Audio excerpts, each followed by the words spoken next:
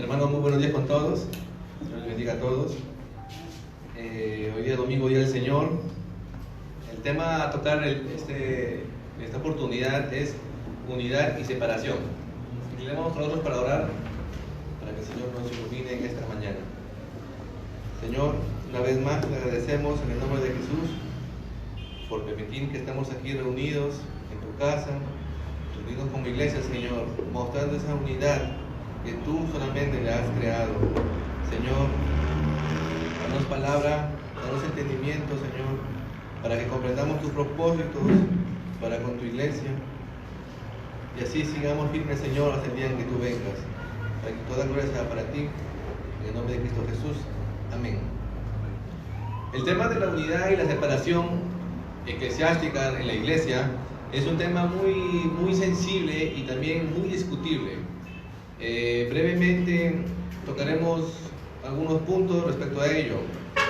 Recordemos, hermanos, que vivimos en una sociedad, estamos ya en el siglo XX, en la cual se promueven mucho las tolerancias, se promueve mucho la unidad y la paz.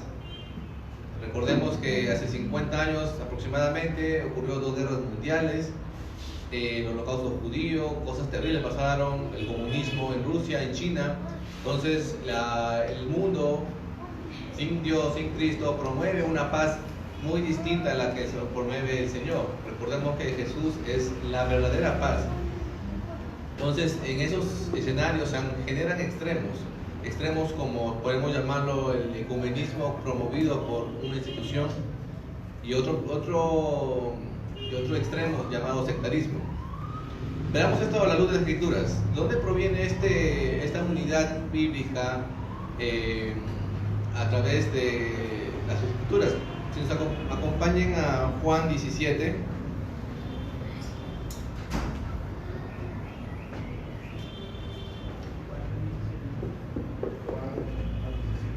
Capítulo 17.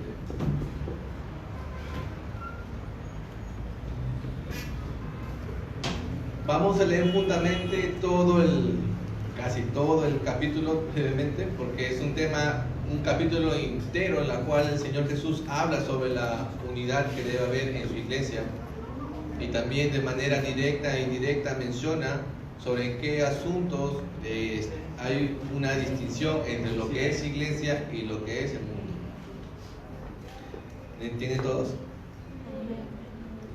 Dice: estas cosas habló Jesús y levantando los ojos al cielo dijo: Padre, la hora ha llegado, glorifica a tu Hijo para que también tu Hijo te glorifique a ti, como le has dado potestad sobre toda carne, para que dé vida eterna a todos los que le diste.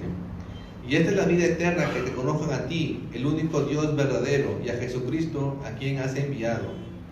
Yo te he glorificado en la tierra, he acabado la obra que me diste que hiciese. Ahora pues, Padre, glorifícame tú al lado tuyo, con aquella gloria que tuve contigo antes que el mundo fuese. He manifestado tu nombre a los hombres, que del mundo me diste, tuyos eran y tú me los diste, y han guardado tu palabra. Ahora han conocido que todas las cosas que me has dado proceden de ti, porque las palabras que me diste les he dado, y ellos la recibieron y han conocido verdaderamente que salí de ti, y han creído que tú me enviaste. Yo ruego por ellos, no ruego por el mundo, sino por lo que me diste, porque tuyos son, y todo lo mío es tuyo y lo tuyo mío, y he sido glorificado en ellos. Y ya no estoy en el mundo, mas estos están en el mundo, y yo voy a ti. Padre Santo, a los que me has dado, guárdalos en tu nombre, para que sean uno, así como nosotros. Cuando estaba con ellos en el mundo, yo los guardaba en tu nombre. A los que me diste yo los guardé, y ninguno de ellos se perdió, sino el hijo en perdición, para que la escritura se cumpliese. Pero ahora voy a ti, y hablo esto en el mundo, para que tengan mi gozo cumplido en sí mismos. Yo les he dado tu palabra, y el mundo los aborreció, porque no son del mundo, como tampoco yo soy del mundo. No ruego que los quites del mundo, sino que los guardes del mal. No son del mundo, como tampoco yo soy del mundo. Santifícalos en tu verdad, tu palabra es verdad. Como tú me enviaste al mundo, así yo los envío al mundo. Y por ellos yo me santifico a mí mismo, para que también ellos sean santificados en la verdad. Mas no ruego solamente por esto, sino también por los que han de creer en mí por la palabra de ellos, para que todos sean uno, como tú, oh Padre, en mí y yo en ti, que también ellos sean uno en nosotros, para que el mundo crea que tú me enviaste. La gloria que me diste yo les he dado para que sean uno, así como nosotros somos uno. Yo en ellos y tú en mí, para que sean perfectos en unidad, para que el mundo conozca que tú me enviaste y que los has amado a ellos como también a mí me has amado. Padre, aquellos que me has dado, quiero que donde yo estoy también estén conmigo, para que vean mi gloria que me has dado, porque me has dado desde antes de la fundación del mundo. Padre justo, el mundo no te ha conocido, pero yo te he conocido, y estos han conocido que tú me enviaste, y les has dado a conocer tu nombre, y lo daré a conocer aún, para que el amor con que me has amado esté en ellos y yo en ellos. Una hermosa oración intercesora de Jesús por sus discípulos y por aquellos que iban a creer a través de ellos. Es una oración sacerdotal de Cristo cumpliendo su oficio como sacerdote. Veamos que en el verso 9 Jesús hace una distinción. Dice, yo ruego por ellos, no ruego por el mundo, sino por los que me diste, porque tuyos son. Hace una distinción entre los que son su iglesia y los que no serían su iglesia. En el verso 20 a 22 habla sobre una unidad de esa iglesia. No habla de una unidad con aquellos por los cuales Él no está rogando, por los cuales Él no está intercediendo. Pero ¿qué pasó, hermanos? Veamos esta unión. Sabemos que Cristo resucitó y ascendió al cielo y comenzó la plantación de iglesias, comenzó la obra misionera de sus apóstoles. Las primeras comunidades cristianas no tenían una denominación en específica. En algunos lados les decían los del camino, en otros lados les decían los cristianos, pero ninguno tenía una denominación en particular. Había iglesias en Jerusalén, en Colosas, en Éfeso, en varias ciudades. Entonces, hasta ese punto podemos decir que la iglesia era una, podemos decir que tenían una misma forma de adoración, también tenían quizás un acuerdo doctrinal entre ellos. Lo que nos narra Hechos es que había una unidad, pero a la vez había una diversidad entre ellos. Más adelante, en el siglo XI, se da un fuerte cisma con la iglesia ortodoxa, allá de Oriente, y luego la reforma protestante en el siglo XVI. Y a la fecha siguen surgiendo nuevos movimientos, denominaciones nuevas, ya sea invención humana o producto de divisiones entre ellas mismas. Después de la reforma hubo varias interpretaciones de las escrituras. Los reformadores estaban unidos en las 5 solas, pero en desacuerdo entre ellos mismos en puntos como el bautismo, la cena del Señor, la organización y muchos otros asuntos. Entonces, hermanos, había ciertas diferencias entre ellos, entre aquellos líderes cristianos de la época.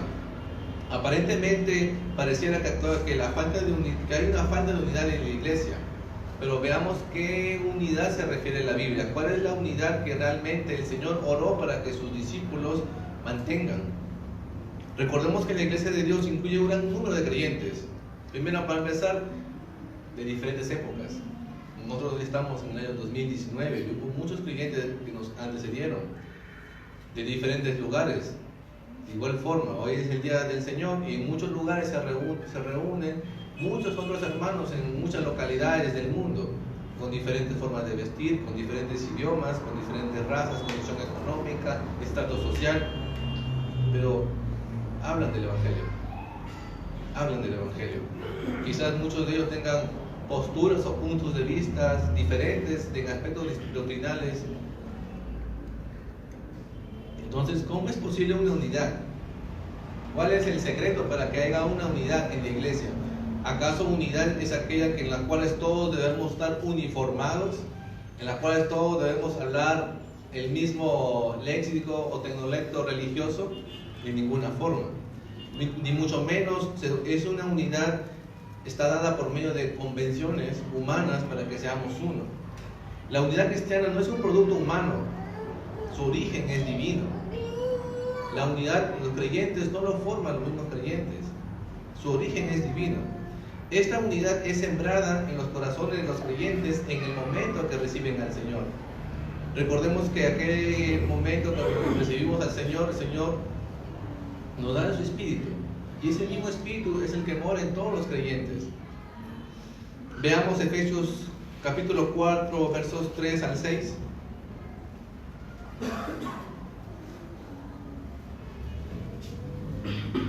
Por favor, si alguien lo puede leer. A ver, yo lo leo. Hagan todo lo posible por mantenerse unidos en el Espíritu y enlazados mediante la paz. ¿Así? Sí, al 6. Pues hay un solo cuerpo y un solo Espíritu, tal como ustedes fueron llamados a una misma esperanza gloriosa para el futuro. Hay un solo Señor, una sola fe, un solo bautismo y un solo Dios y Padre de todos, quien está sobre todos y en todos, y vive por medio de todos. Amén. Hay un solo cuerpo, hay un solo Espíritu, un solo Señor, una sola fe, un solo bautismo, un solo Dios y Padre. Amén. Ahí está la unidad que el Señor ya la hizo.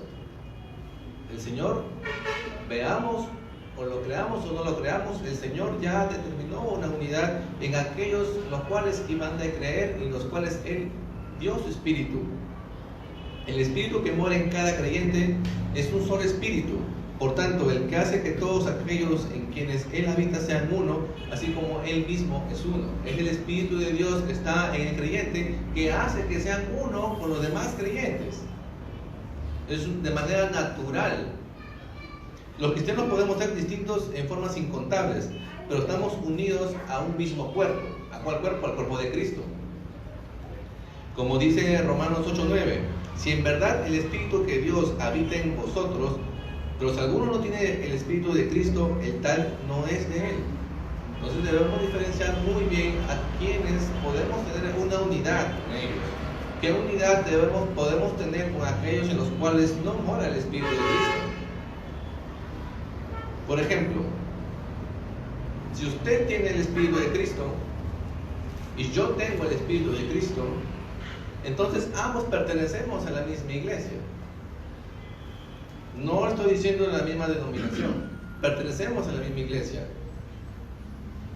No hay necesidad de buscar otro tipo de unión. El mismo Espíritu que habita en usted, que creyó en Cristo, en mí, que creyó en Cristo, en los demás hermanos que creen en Cristo, nos une naturalmente. Ya estamos unidos por el único Espíritu que reside entre nosotros.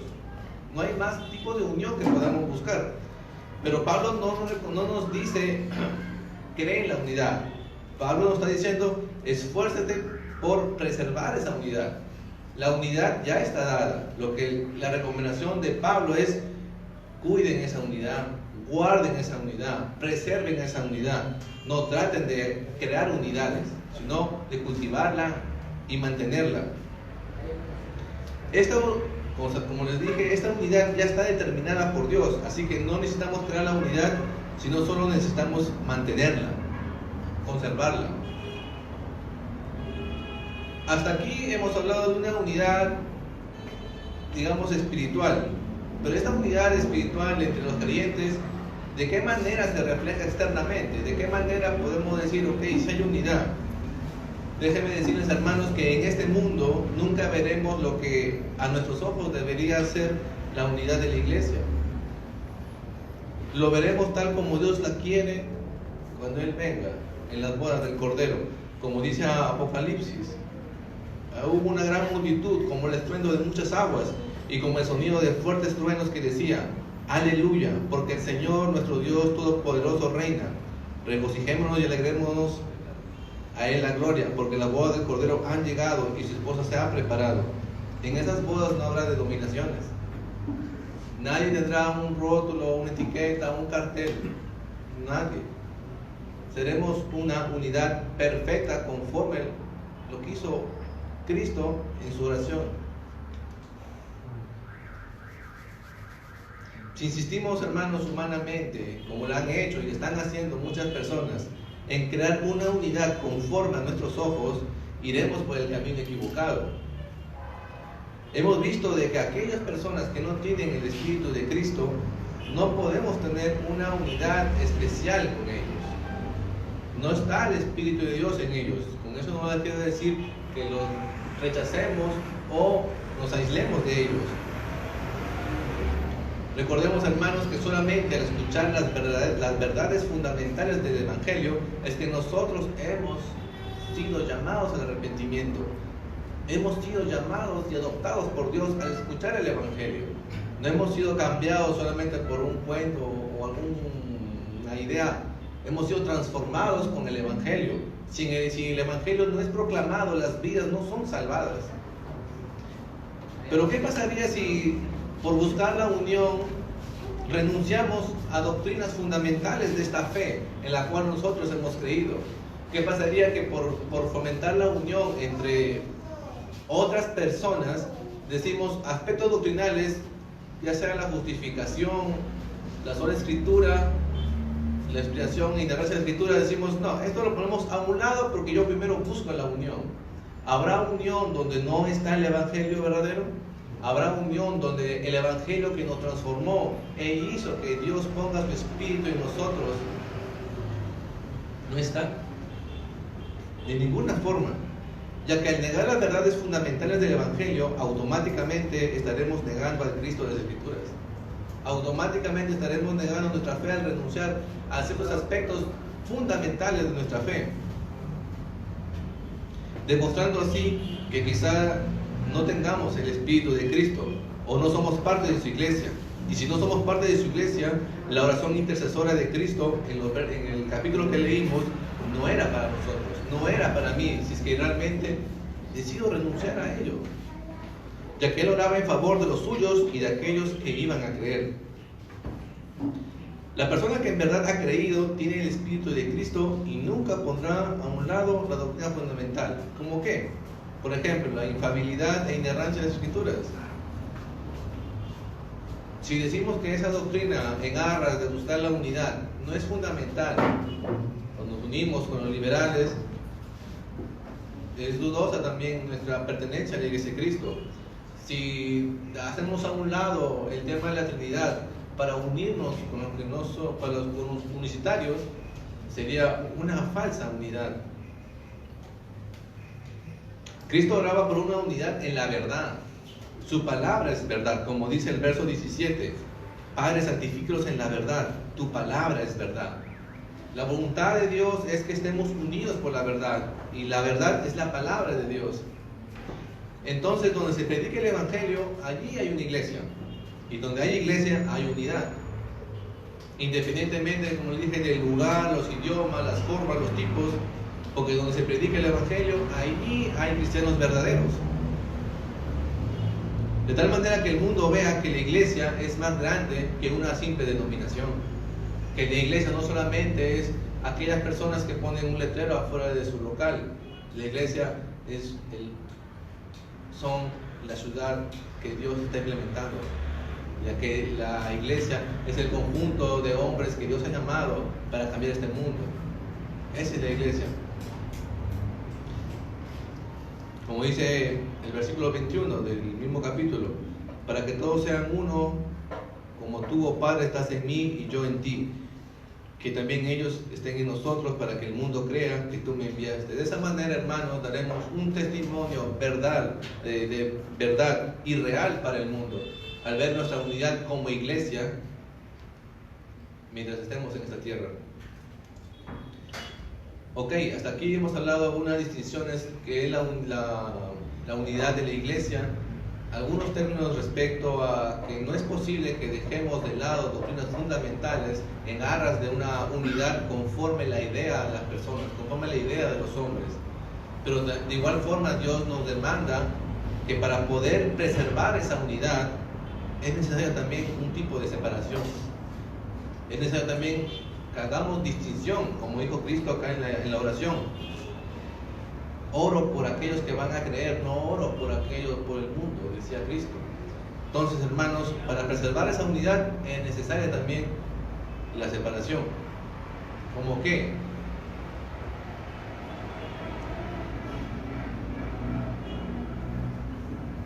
Por ejemplo, No podemos tener una unidad con creyentes que niegan o ponen a un lado, como le dije, la doctrina fundamental.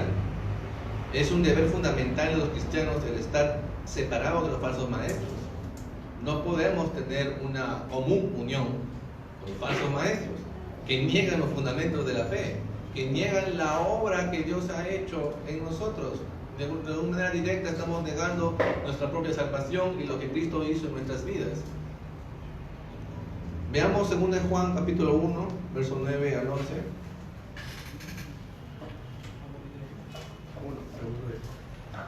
De Juan.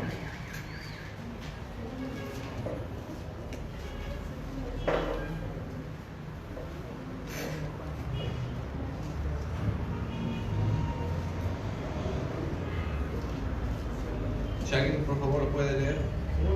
Sí.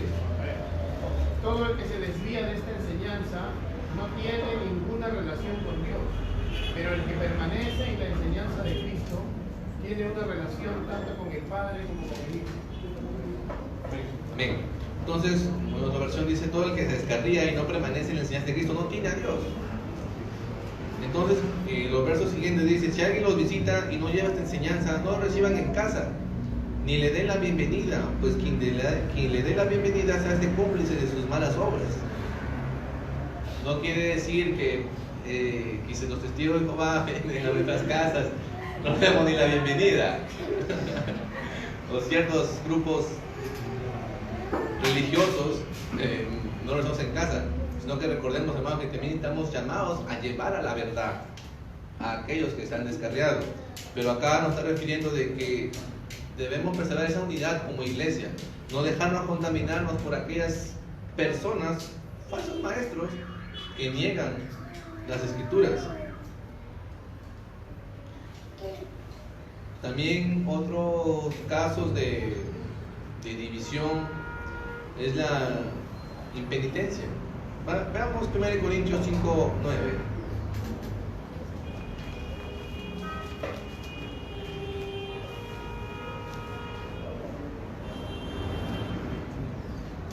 5:9 al 13. Si alguien por favor lo puede leer.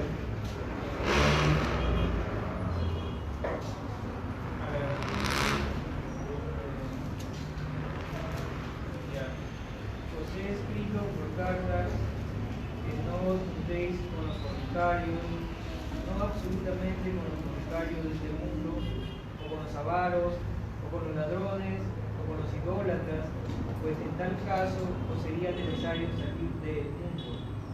Más bien os escribí que no os juntéis con ninguno que, llamándose hermano, fuere fornicario o avaro o idólatra, o maldiciente o borracho o ladrón, como tal ni aún comáis. Hasta el 13. Porque, ¿qué razón tendría yo para juzgar a los que están afuera? No juzgáis vosotros a los que están dentro, porque a los que están fuera Dios juzgará. Quiten pues a ese perverso de entre vosotros. Así es. Acá está hablando no está hablando, como dice acá, de personas del mundo, ¿no? Personas que están en la iglesia, que no muestran un carácter, no muestran frutos dignos de arrepentimiento. Vemos un caso de impenitencia. ¿Qué es impenitencia? Es la perseverancia en el pecado y una falta de arrepentimiento, ¿sí? Aquellas personas que reinciden en sus pecados, no se sujetan a la disciplina de la iglesia, no muestran frutos de arrepentimiento, es necesario, como dice la Escritura, expulsen al malvado entre ustedes. Pero recordemos esto: la intención no es el castigo, sino buscar que la parte culpable tome conciencia de su pecado. La intención no es un castigo, excomulgamos de la iglesia como castigo, pero en realidad el objetivo es de que realmente tome conciencia de su pecado, de la gravedad de su comportamiento dentro de la iglesia. Recordemos, hermanos, de que damos testimonio como iglesia al mundo y no podemos tolerar aquel tipo de cosas. Vemos también lo que le podemos llamar la separación secundaria. Nosotros como cristianos evangélicos que obedecemos el llamado de Dios a separarnos de aquellas personas que no están en la verdad, que no siguen las doctrinas fundamentales del Evangelio, ¿cómo podemos relacionarnos con aquellos evangélicos que sí, de alguna manera, se unen con personas que rechazan o distorsionan las verdades del Evangelio? ¿Deberíamos tener compañerismo nosotros con tales personas o separarse de los que desobedecen ese tipo de mandatos? Veamos un ejemplo.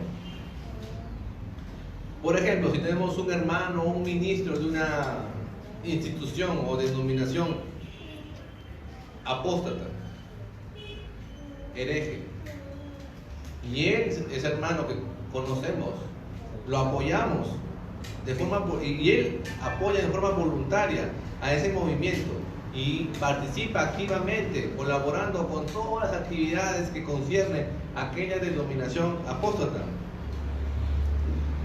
jamás tendríamos una comunión con él, hermanos,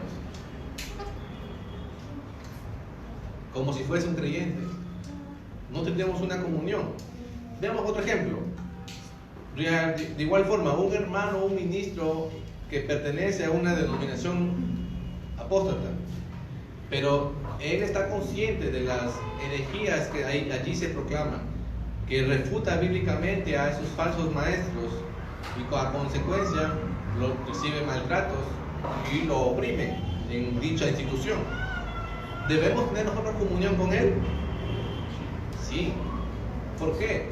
Porque doctrinalmente él no está de acuerdo con aquellas cosas, está quizás encerrado en un sistema religioso, pero no comparte aquellas ideas. Debemos tener una comunión con él en privado, orar por él y convencerlo de que deje esa institución, porque él no está de acuerdo con la institución. Hermanos, en ambos casos no podemos compartir con él una conferencia o una plataforma.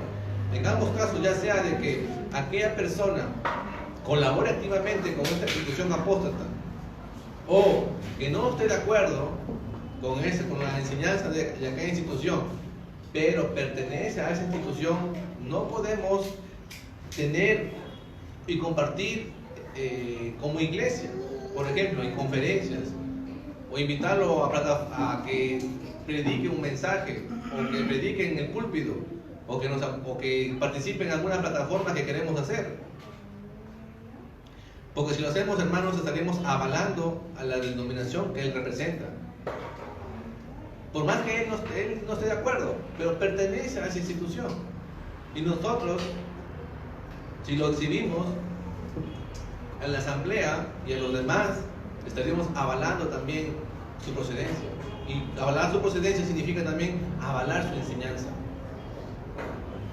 Obviamente que en el segundo ejemplo que les hice, no nos alejaríamos de él, pero sí como de aquellos que persisten en la falsedad.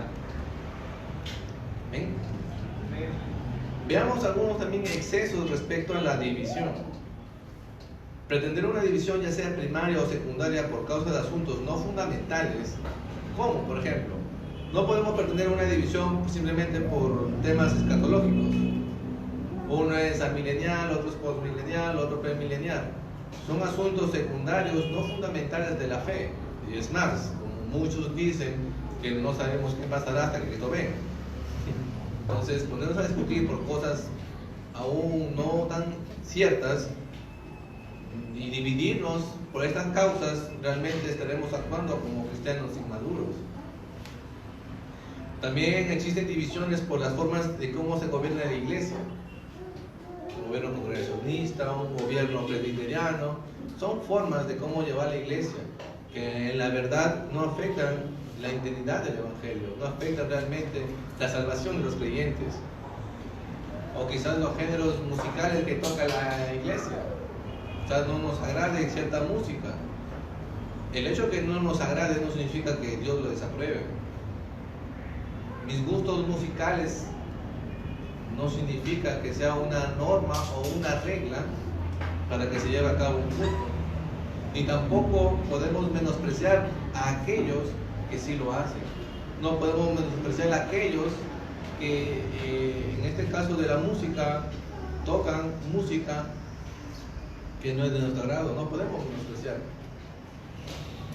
Recordemos a la esposa de David cuando menospreció en su corazón a David en la forma de su alabanza.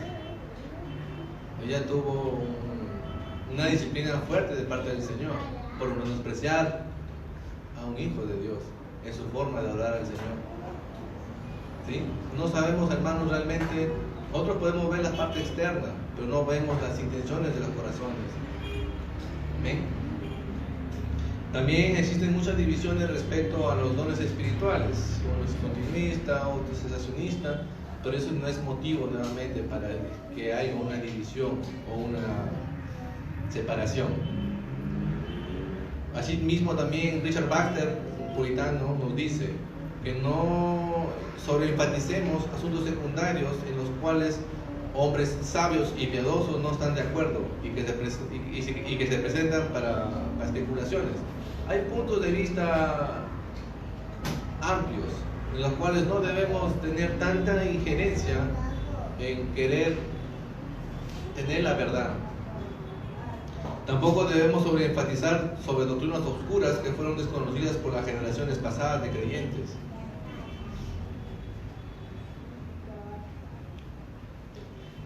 Hermanos, las doctrinas erradas que no están en la Escritura, creadas por una interpretación privada y particular, crean divisiones, sobre todo cuando esas conclusiones particulares llegan al rango de norma o estándar para juzgar a los demás. Si es que considero que este instrumento musical no es para la gloria de Dios, no es permitido en la iglesia, aquellos que lo usen, yo no lo voy a excomunicar de la iglesia de Cristo. La palabra de Dios en ningún lado nos dice explícitamente eso.